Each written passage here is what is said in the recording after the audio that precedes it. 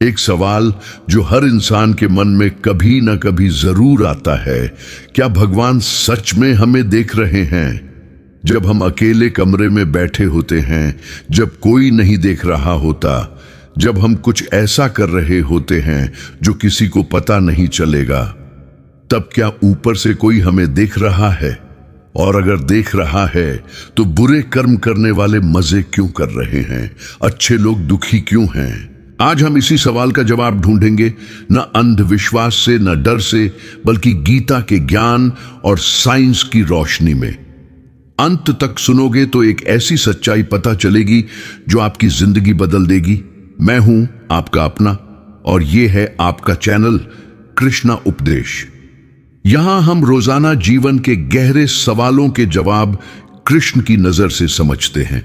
तो अगर आपने अभी तक सब्सक्राइब नहीं किया है तो नीचे जाएं और लाल बटन दबा दें, और हां, घंटी भी बजा दें ताकि ऐसा कोई सवाल आपके दिल से अनसुलझा न रह जाए। मान लीजिए आपने किसी की मदद की, फिर भी आपको धोखा मिला। सामने वाला झूठ बोलकर, छल करके आगे बढ़ गया और आप पीछे रह गए।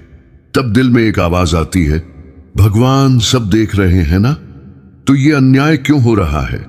या फिर जब आप अकेले में कोई गलती करते हैं और मन कहता है कोई देख तो नहीं रहा, तब एक डर सा लगता है कि कहीं ऊपर वाला तो नहीं देख रहा।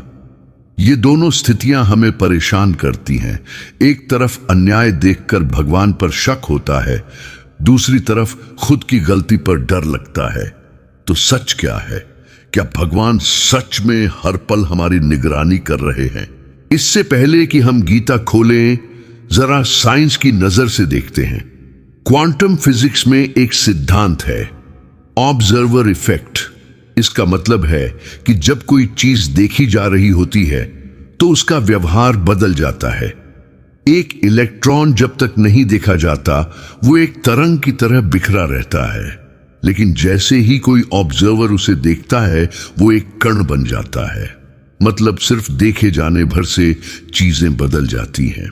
अब सोचिए, अगर एक छोटे से कण पर नजर डालने से वो बदल जाता है, तो इस पूरे ब्रह्मांड को कौन देख रहा है जो इसे चला रहा है?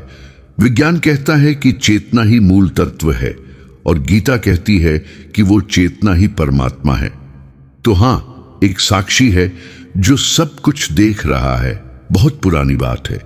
एक राजा था जो बहुत दानी और धर्मात्मा था, लेकिन उसके मन में एक शंका थी, भगवान कहाँ हैं? मैं तो आज तक दिखे नहीं। वो अपने राज्य के एक बड़े संत के पास गया और बोला, गुरुदेव, मुझे भगवान दिखाइए। मैं मानने को तैयार हूं कि वो हैं, लेकिन पहले दिखाइए। संत मुस्कुराए और बोले, राजन, कल सुबह आप मेरे साथ चलिए। अगले दिन संत राजा को एक सुनसान रास्ते पर ले गए। रास्ते में एक आम का पेड़ था, नीचे एक पत्थर रखा था। संत बोले, राजन, इस पत्थर को उठाइए। राजा ने पत्थर उठाया तो नीचे सैकड़ों चींटियां थीं जो इधर उधर भागने लगीं। संत बोले, राजन, अब आप इस पत्थर को वापस क्यों नहीं रख देते? राजा बोला, गुरुदेव, ये कैसे हो सकता है?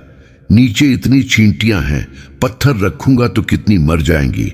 मैं ये पाप नहीं कर सकता। संत बोले, राजन, आपने कहा था कि भगवान को देखना है। अभी जब आप अकेले थे, कोई नहीं देख रहा था, तब भी आपने पत्थर नहीं रखा। क्यों? क्योंकि आप जानते हैं कि कोई है जो देख रहा है। वो आपके भीतर बैठा साक्षी ही भगवान है।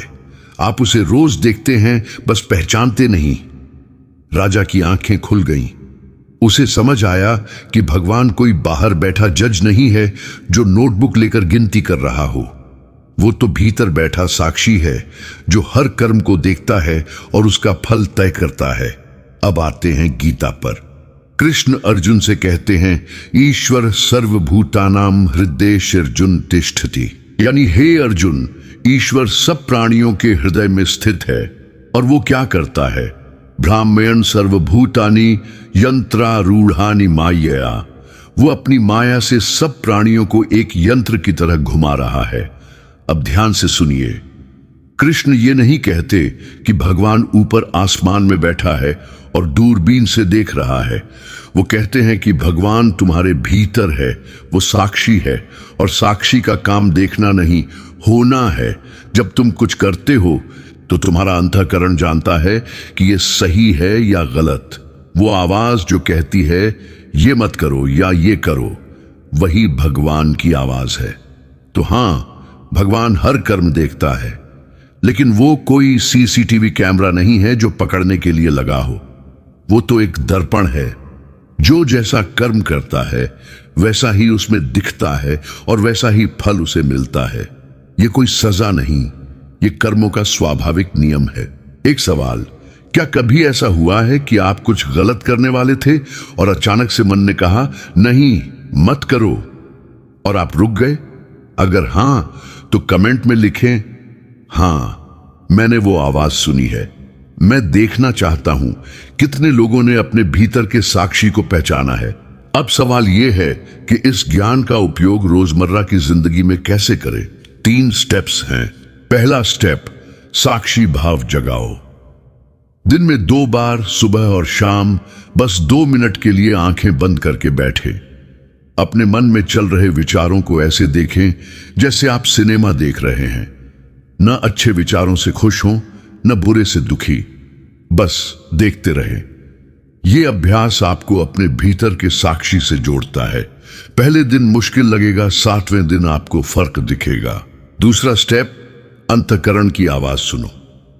जब भी कोई बड़ा निर्णय लेना हो या कोई कंफ्यूजन हो, एक गहरी सांस लें और खुद से पूछें, क्या यह सही है?